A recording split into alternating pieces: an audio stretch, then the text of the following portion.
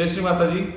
मी विजय वेंकटराव कबाडे, सध्या additional SP म्हणून बीड येथे कार्यरत आहे। सहजयोग ध्यान धारणेबद्दल मी आज बोलणार आहे।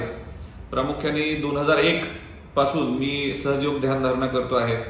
विशेषतः मी विद्यार्थी असताना एकाग्रता असो किंवा स्मरणशक्ती असो, या काही म्हणजे मला प्रॉब्लेम्स होते, त्यासाठी कुठली तरी ध्यानधारणा सुरू करावी, मनस्वास्थ्य आपलं सुधारण्यासाठी काहीतरी ध्यानधारणा केली पाहिजे अशी मला गरज वाटल्यामुळे एका मित्राच्या सांगण्यावरून मी सहजयोग ध्यानधारणेकडे वळलो।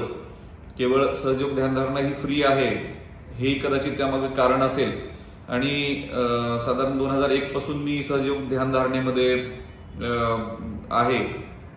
याचा प्रामुख्याने मला फायदा निश्चित मी त्या काळात स्पर्धा परीक्षा देण्याचं ठरवलं होतं। स्पर्धा परीक्षेच्या माध्यमातून एक चांगलं करिअर घडवण्याचं ठरवलं, आणि यासाठी मला भरपूर अभ्यास करावा लागणार होता, भरपूर मेहनत घ्यावी लागणार होती।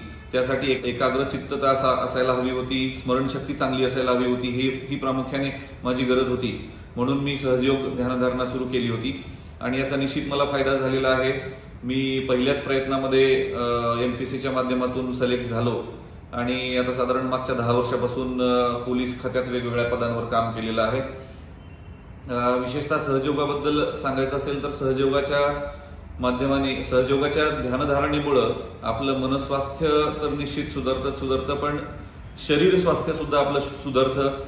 एक चांगलं प्रबळ मन, एक चांगलं प्रबळ शरीर घडवण्यासाठी खूप जास्त कार्यरत, चांगलं काम करतं, हे निश्चित मी स्वतः अनुभवलेलं आहे।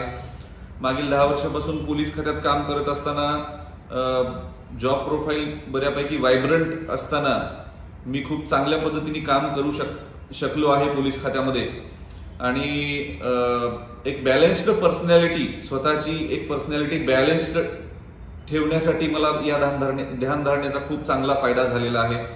या व्यतिरिक्त लहान मुलं असो, गृहिणी असो, विद्यार्थी असो, तरुण असो, सर्वांसाठीच सहजयोग ध्यानधारणा ही खूप गरजेची आहे, खूप चांगली आहे। कारण यामुळं आताच मी जसं सांगितलं, मनस्वास्थ्य तर सुधारतं, पण शरीर स्वास्थ्य ही आपलं उत्तम राहण्यासाठी खूप चांगली याची मदत होते। ज्यांची धकाधकीची जीवनशैली आहे, अगदी स्ट्रेसफुल लाईफस्टाईल आहे, उदाहरणार्थ पोलीस विभागातली असो, आरोग्य विभागातली असो, किंवा ज्यांना स्पर्धा परीक्षा द्यायची आहे, ज्यांना खूप मेहनत करायची आहे, ज्यांना स्पर्धेच्या युगाला तोंड द्यायचं आहे, अशा विद्यार्थ्यांसाठी सुद्धा सहजयोग ध्यानधारणा खूप गरजेची आहे। कारण यामधून आपली वैयक्तिक मानसिक प्रगती तर होते, पण शारीरिक प्रगती सुद्धा खूप चांगल्या पद्धतीने होते। अगदी टोकाच्या भावना यापासून आपण वाचू शकतो। यामुळं खूप रागिष्ट स्वभाव असो किंवा अगदी नैराश्यातून आत्महत्या असो, असे प्रकार तर निश्चित होणारच नाहीत। ध्यानधारणेचे कितीतरी फायदे आपल्याला पाहायला मिळतील। सध्या कोरोनाच्या या काळामध्ये आपली रोगप्रतिकारक शक्ती सुद्धा चांगली असणं खूप गरजेचं आहे, आणि निश्चित सहजयोगाचा या बाबतीत सुद्धा फायदा सगळ्यांना होतो आहे। सहजयोग ध्यानधारणेमुळे रोगप्रतिकारक शक्ती सुद्धा वाढण्यासाठी खूप मदत होते। याबाबत कितीतरी आता रिसर्चेस होत आहेत। तर माझं सर्वांना एकच आव्हान असेल, विशेषतः स्पर्धा परीक्षा देणाऱ्या तरुणांना माझं आव्हान असेल की आपण सहजयोग ध्यानधारणेमार्फत आपली स्मरणशक्ती असो, आपली एकाग्रता असो, हे वाढवण्यासाठी आपण प्रयत्न करावेत। एकंदरीतच आपली लाईफस्टाईल या ध्यानधारणेमुळे सुधारून जाईल असा विश्वास मी आपल्याला देऊ इच्छितो। या प्रसंगी सर्वच सहजयोगी असो किंवा ज्यांना सहजयोग ध्यानधारणा करायची आहे, अशा व्यक्तींना मी एकच सांगू इच्छितो की सहजयोग हा पूर्णपणे फ्री आहे। आपल्याला कोणी पैसे यामध्ये मागणार नाही, आणि हे आपल्यासाठी आहे, निसर्गाने आपल्याला दिलेलं एक वरदान आहे।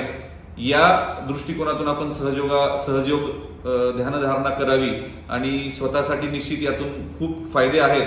हे आपल्याला जसं जसं आपण ध्यानात एकाग्र व्हाल तसं आपल्याला कळूनच जाईल। पण आपल्या आजूबाजूला असणाऱ्या सहयोगींच्या मार्गदर्शनातून किंवा सहयोगींना विचारून त्यांना काय फायदे झालेत याचा वैयक्तिक अनुभव सुद्धा जरूर घ्यावा, एवढंच माझं एक आपल्याला आवाहन आहे। जय श्री माताजी।